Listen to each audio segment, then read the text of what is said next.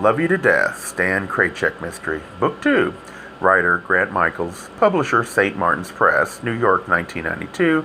Narrator Eric Aust. Chapter 17. Is that a gun in your pocket? Next morning, Friday, as I was leaving for the shop, I discovered outside my door yet another large heart-shaped box of chocolate. These velvet-covered behemoths seemed to be turning up everywhere, as though St. Valentine's theme this year was feast or famine. Only with chocolate. I figured that Rafik had sneaked into the building again, so I called out his name in the hallway. No answer. I picked up the box. Sugar Baby had already begun her sniffing, chin-rubbing inspection of it, and took it back inside. Attached to the top was a small envelope. I opened it and read the note inside. I love you, it said in small, neat printing. No signature, a pleasant, if unoriginal sentiment. If you loved me, pal, you wouldn't try to fatten me up so much. The box seemed extra heavy, which made me extra curious about its contents. Perhaps it was a slab of fine couverture for me to gorge on. That's the highest quality chocolate, used only for coating and decadent noshing. As I slipped the ribbons of the box, I promised myself I'd get a fresh start on the diet the 1st of March, or the first day of spring, or the 1st of April, or, well, sometime. Inside the box was a gun. So much for my cocoa butter fix. I called Nikki and explained that I'd be a little late getting to the shop since I wanted to take the newfound evidence to Brinko. She sounded almost relieved that I was once again embroiled in the case. After all, it would give us something to argue about, which is probably the basis of our friendship. I took the loaded chocolate box to Lieutenant Brinko. When I got in to see him, I told him breathlessly that I had something important for him. He glanced dubiously at the heart-shaped box, then spoke with a cool, condescending smile. I already told you once I can't accept gifts. It's against regulations. Lieutenant, it wasn't a gift last time, and it isn't one now. If the notion persisted in his mind, was he secretly hoping for a gift from me? And if I gave it, would he take it or refuse it?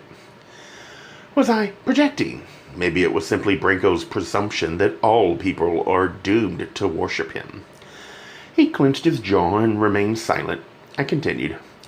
You might want to make an exception to your rules today, Lieutenant. Kraychik, your games get tiresome. Arrogant bastard. I lifted the lid to the box so that the carefully padded contents showed. Brinko saw the gun, but maintained his composure. Where'd you get it? It was outside my apartment this morning, just exactly like this in a box. I thought you might want to know about it. Brinko took the box and steadied the gun inside without a word, and without touching it, of course. I said, maybe it's the gun that killed Dan Dougherty and fired the shots at Liz Carlini. Silence. Using a pencil, he lifted the gun out and sniffed at the barrel. A tiny nod. Strange coincidence, he said. Someone just called to report a missing gun. Who? No answer. Mary Finney? I asked. John Lowe? Brinko grunted. Was there anything else with this? I reluctantly showed him the love note, too. He studied it carefully for quite a few minutes, then raised his eyebrows and said, Looks like you have an admirer. All my suitors send guns and poison. Brinko called the lab to have someone pick the parcel up, then turned back to me. Now that you've relinquished the weapon, why don't you tell me where to find him? Who? Your lover. I don't have a lover. You know who I mean. Who went my tick for proper case? There's no way to prove Rafik left the gun. Who else has been at your apartment recently? Tobias Cole was there, but that's back when I was still a pederast. I want facts, not sarcasm. If you want my cooperation, Lieutenant, you get all of me. Brinko grunted again. I figured he'd repressed most of his urges to slug people into those rage-laden grunts. He'd not yet mastered the art of verbal jousts. For your information, Kraychik, he paused as though savoring a secret, there's been another victim. Who? Branko eyed me. Can't you guess? Sure, let's play 20 questions. Let's see, is it a man or a woman? Cute, real cute, considering who the victim is. If you don't like cute, Lieutenant, why don't you talk with the same directness you expect from everyone else? All right, then. Prentice Kingsley was found by the Gloucester police early this morning. That stopped me. Where? In his car at a roadside rest stop, a place known to be frequented by... A long pause. I prompted him. Big, burly truckers? Branko nodded. It's the kind of place you guys like to go to. Don't assume we all check our dipsticks the same way. Branko sat back in his chair and crossed his arms behind his head. He grinned sadistically. Gun was fired right into his mouth. He waited for my reaction, but I sat mute. Think the killer was trying to tell us something. Like what? Seems to me there's a similar kind of sexual theme operating in both killings. You mean because a gun was inserted into a body opening? Sounds like sex to me, he said with a cruel glint in his eye. Is that how cops do it? He bolted himself straight up and stuck out his jaw. All man, no nonsense. You know what I mean. No, I don't. I thought there was more to sex than putting something in. He let out a cynical little snort. Maybe, he said, avoiding my eyes. Could the death have been suicide? Funny you should ask. There was a note, which explains your scrutiny of the card that came with this gun. You don't miss much, do you? Lieutenant, you obviously don't have to decipher the message, so it must have been the handwriting. What do you think, Kraychik? Suicide? Prentice Kingsley did seem despondent about Danny's death, enough to kill himself. Maybe he really loved Danny. Branko shook his head. Can't imagine it. What? Feeling that strongly about someone? No. What it's like to blow your brains out, whole back of his skull. Why do you relish all the gore, Lieutenant? Branko sat forward again and stared coldly at me. I don't relish it. It's my job. I get used to it. Life isn't all those pretty girls' heads you spend your days playing with. They're not all girls, Lieutenant, and they're certainly not all pretty. And for your information, that's my work. There's a place for it, and I'm good at it. At least no one gets bullied at Snips. Well, almost no one, I thought, recalling the occasional S&M blow-drying session with certain clients. Kraychik, I know you're protecting Rafik Panasian. I'm prepared to detain you on that alone, but right now you're most useful out on the street, where you'll undoubtedly lead us to him. After all, you just handed over what is probably the murder weapon. You said you can't make a positive identification on a gun. Just then a woman from the lab arrived to take the gun and the parcel down for analysis. When she left, Branko said with a twisted little grin, I can't, but the lab will.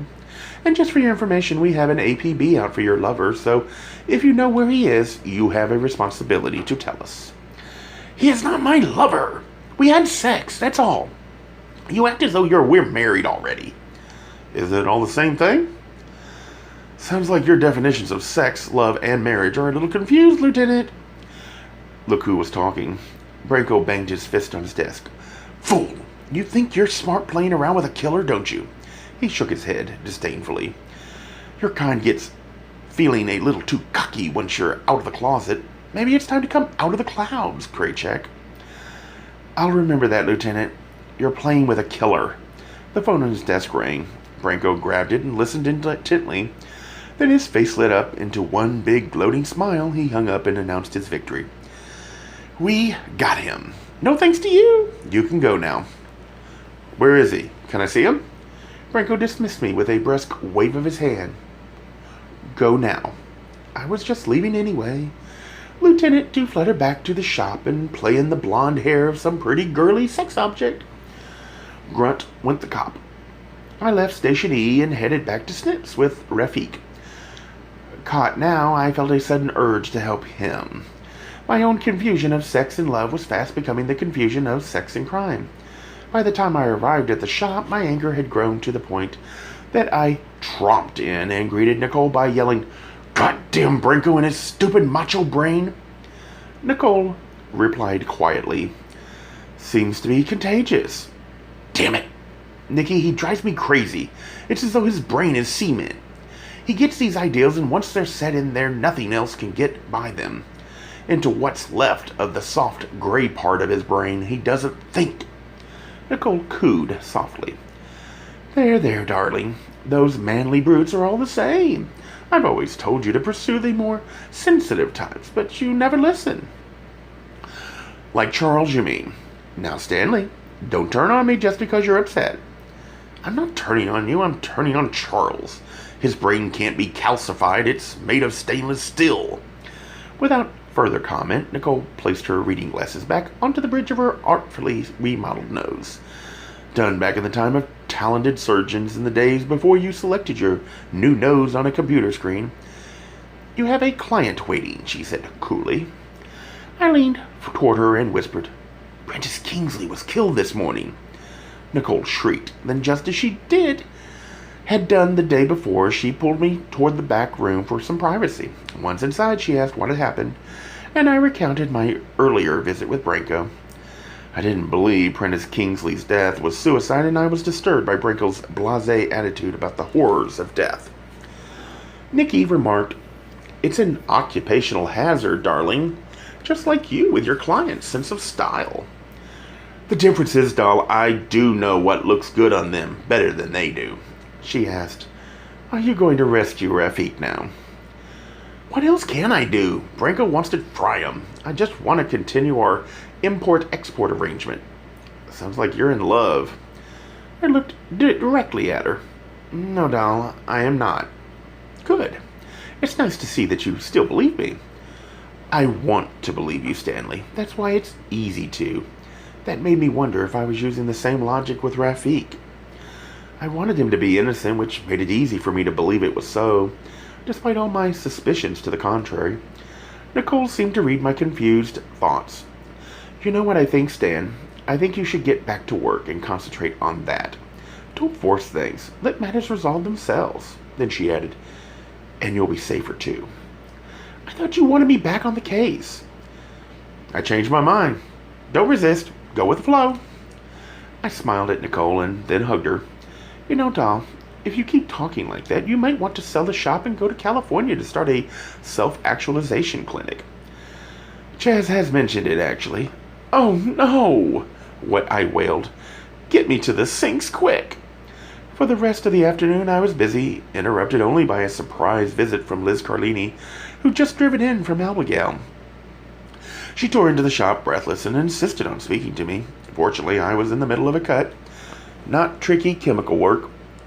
I took her to a private corner of the shop near the changing rooms. I noticed that she looked peaked and dark circles around her eyes.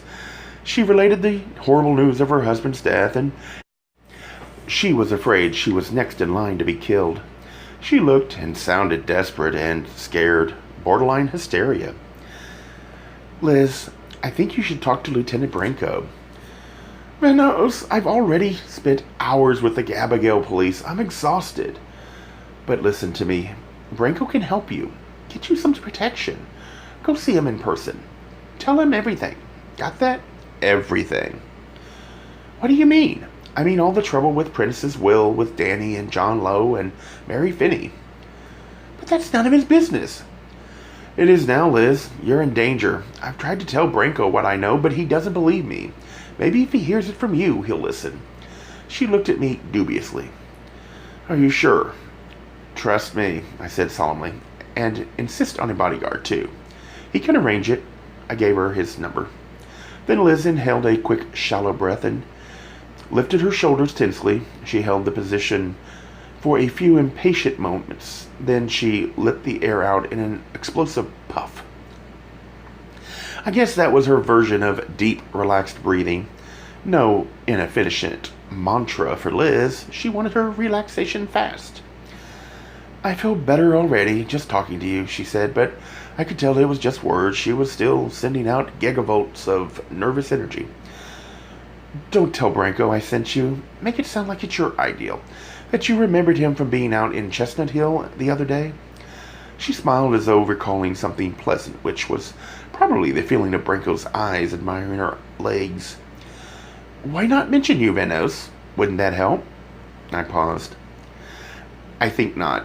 She hesitated, then said, If you're sure. I'm sure. If you want, you can call me too, either here or at home. I gave her my phone number. Maybe I should reserve some time for you at Elaine's studio. Sounds like you could use some pampering. I could use a week of it. I'll book you for the whole weekend. That way you can get some serious rest and you won't be alone either. Vanos, what would I do without you? I wanted to say you'd find another hairdresser, but instead I said, You know where Elaine's studio is? Just down the block, isn't it? Right. Get some rest there, Liz. But remember, go see Lieutenant Branko first. Thank you, Venos. Suddenly she lunged at me and hugged me in an awkward embrace. Oh, thank you, she said, and then whispered in my ear, I owe you. She departed from the shop in the same wild state as when she'd entered. Nicole had overheard the entire conversation. She's only a customer, Stanley? Sometimes our services have to extend beyond the sink and the styling chair, doll. Nicole replied, And since your chair is still occupied, you might want to finish what you started there. I returned to my station and finished with my customer. She was the last appointment for the day, and I was looking forward to an early cocktail with Nicole in the back room. We closed up the shop, then went and sat together in back with lit cigarette in one hand and cognac snifter in the other. Nicole asked, Now what? Believe it or not, doll, I don't know. Suddenly my time is all mine again. What about Rafik? If I had a white horse and shining armor, I'd try to rescue him, but he's in jail, and I'd have to slay the whole legal system to free him. Then I gave her a hopeful look.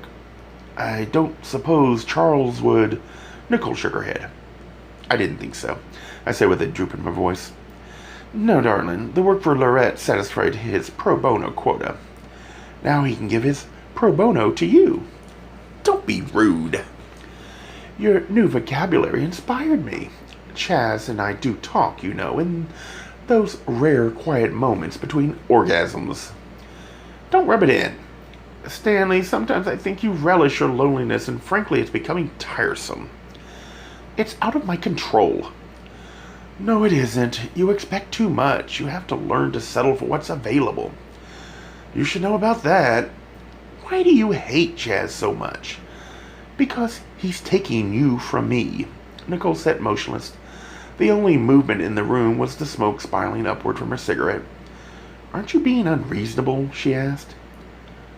Oedipal is probably more like it, I replied, but it seems that ever since you met him, it's been Chaz this and Chaz that. You spend every free moment with him, and now you're even spouting legal jargon and bragging about your sex life together. You've got the goddamn prom queen syndrome. The what? That's when a high school deb starts dating the husky quarterback, and suddenly she's lost to the rest of the world, including family and friends. Incommunicado in toto. Is that how I seem? She asked with real concern. Forget it, Nikki. I'm just lonely and full of shit. I gulped the last of my bourbon and got ready to leave. At least Liz will be safe at Elaine's studio. Whoever is on this killing spree probably won't be looking for her next victim at an urban New Age beauty clinic. And meanwhile, oblivious to the mortal world, Liz will be pampered with mineral baths and hot mud therapies, full body massages, horticultured food, European cosmetics, and high-tech spirituality. And what will you do? Doll, I'm going to resume my normal routine. I'm going back on the diet. I'm going to get in shape, and I'm going to find me a man. Don't forget to come to work tomorrow. After ecstasy, the laundry, I replied and left the room.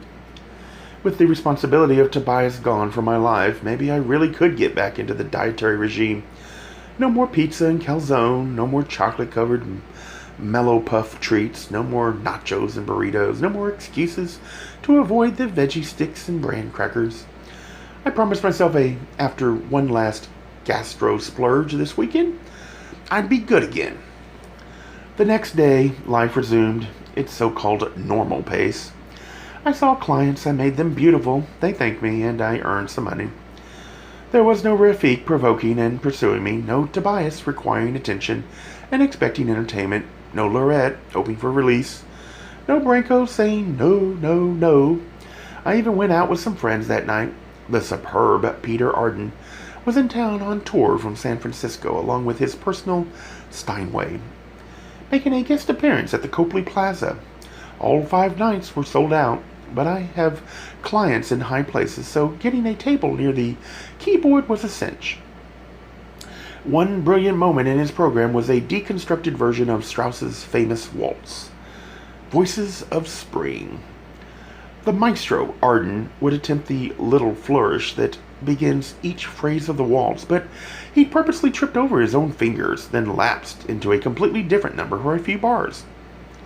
Then it was back to the beginning, flourish for another try, only to fumble again each time more elaborately than before.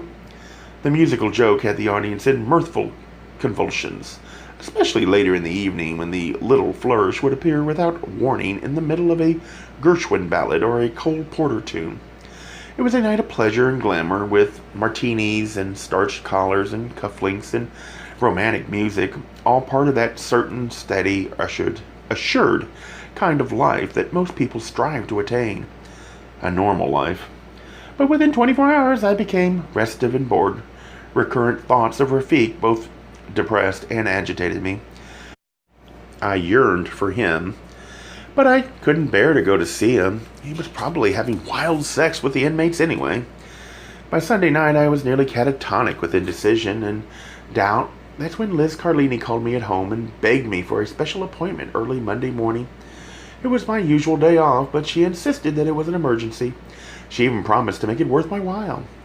I reluctantly agreed. At least I'd be in motion and making some money. Gay Mysteries audiobooks. I think it is easy to hate a label, but a face humanizes the word. So this effort is twofold.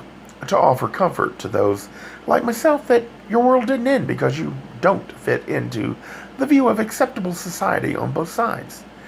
And in hopes of helping those with family that are LGBTQ, that it doesn't mean we are aliens from the child they once knew. Reassure them so they can maybe be supportive at the same time, being true to their values.